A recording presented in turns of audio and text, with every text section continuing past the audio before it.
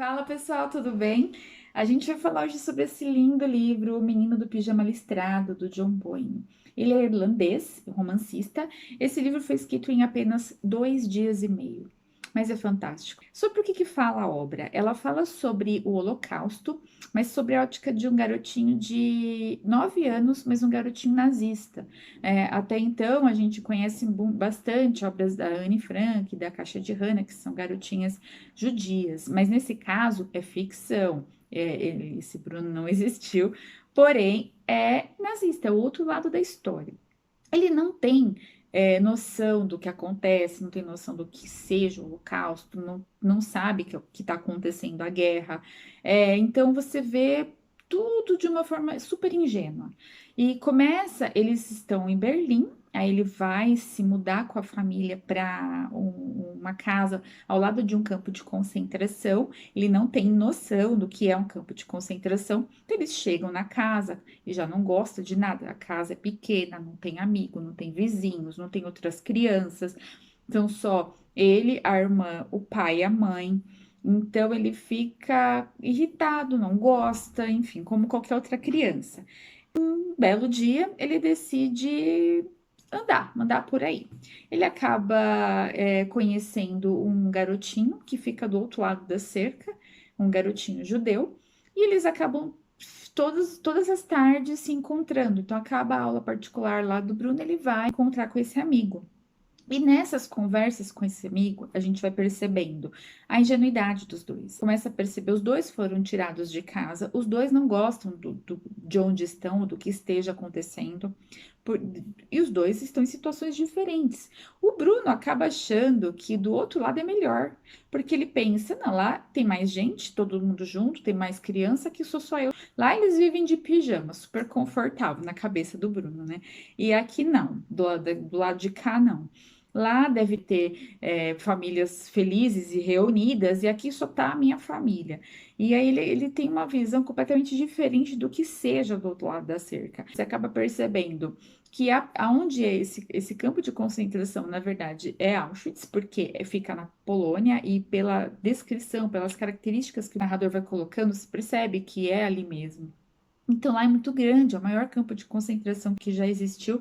Ele foi fundado, inclusive, em 1940, e os russos, né, acabaram invadindo em janeiro de 45 e libertando todos os prisioneiros que tinham ali, mas enfim, não foi fácil, né? Tem muita gente morreu com isso daí.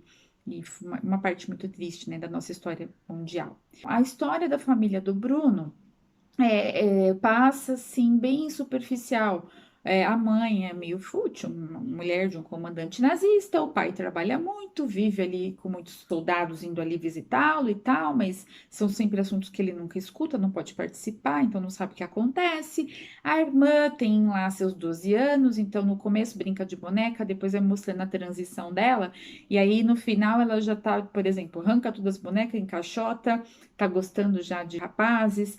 E ela também começa, no livro mostra o Bruno observando que ela trocou as bonecas por mapas e sempre ela fica lá pondo pontinhos. Então você percebe que a irmã, ela tá tendo a noção já que existe a guerra e que ela tá ali talvez colocando até onde os nazistas lá estão ganhando território ou não, enfim, né? Eu não fala no livro, mas você percebe que passa a transição da irmã do lado mais infantil para o lado mais adolescente, mas também não se dão muito, ele e a irmã.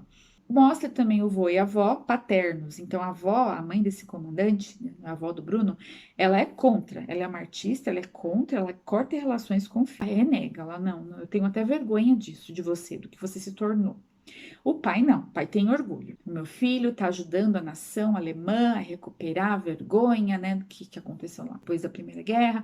Então, o pai é super a favor. O chefe do pai dele é chamado de Fúria no livro. Mas você percebe que o Hitler tem uma visita que ele vai na casa do Bruno e aí a casa fica alvoroçada porque esse chefe do pai dele vai para lá. E o tal chefe, o Fúria, ele chama a esposa de Eva. Na história, o Hitler se casou um pouquinho antes de morrer com uma mulher chamada Eva, e ela se matou junto com ele, inclusive. Então você não é falado que é exatamente ele, mas você percebe pelo contexto histórico que é ele sim. O Bruno ele não tem noção. O que que é judeu, o que que não é, o que que ele também não sabe. Então você vai ver na inocência do menino passando por todo esse período pesado da história mundial, da nossa história. Essa amizade dos dois garotos, ela vai se fortalecendo cada dia mais.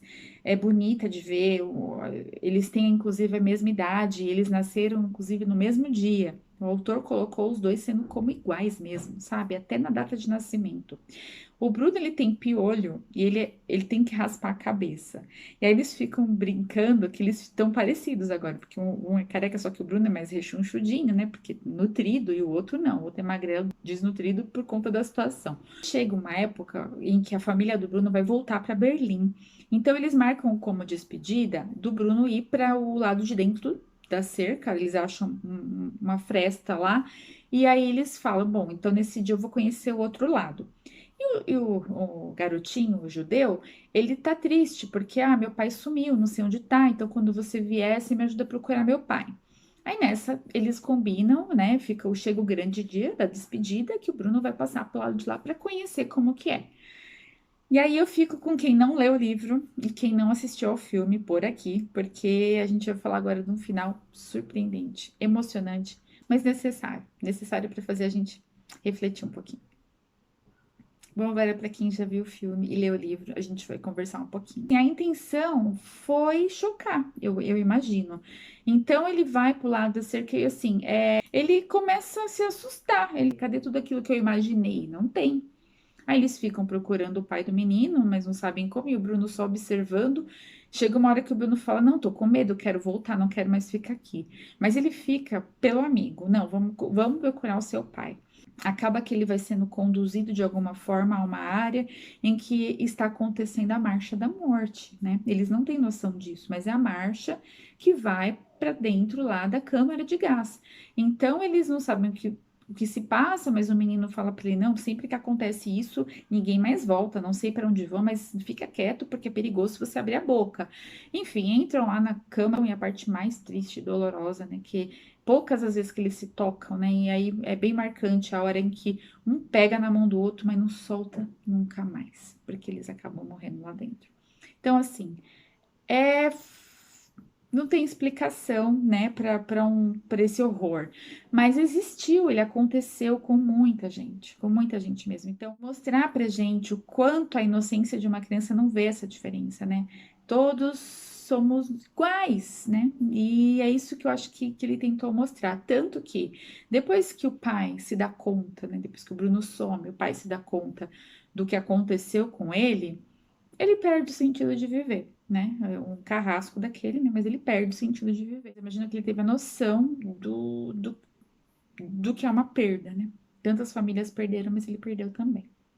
Bom, se nós recomendamos, sim, com certeza, é uma obra bastante triste, né? Mas ao mesmo tempo é bonita demais. Você vê toda a inocência, aquele clima pesado de uma Segunda Guerra, de um Holocausto, de uma forma completamente inocente, completamente neutra, completamente sem nenhuma visão preconceituosa ou ódio, não tem nenhum ódio no coração desses dois meninos. E é fantástico. Super recomendamos. Então é isso, pessoal. Espero muito que você tenha gostado. Se gostou, põe seu comentário, conversa com a gente, compartilha também conhecimento, informação, ideia, dá dica de novas resenhas. Tem as tirinhas do Nando, né? Sempre abordando aí o tema ou livro, uma homenagem a alguém, a um escritor, a uma obra, ou cotidiano. Tem muita coisa boa pra gente compartilhar e discutir. A gente tem um prazer enorme de dividir todo o nosso gosto pela leitura e pelos desenhos com vocês. Até a próxima resenha. Tchau, tchau!